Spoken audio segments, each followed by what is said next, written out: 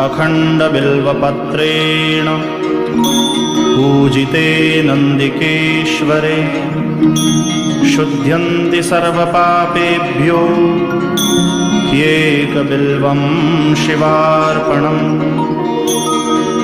शालिग्रामशिलामेकां विप्राणां जातु अर्पयेत् सोमयज्ञमहापुण्यम् एकबिल्वं शिवार्पणम्।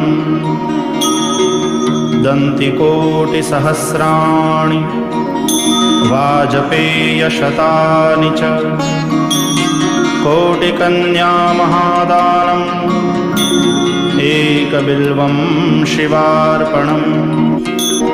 लक्ष्म्याः स्तनत उत्पन्नं महादेवस्य च प्रियम्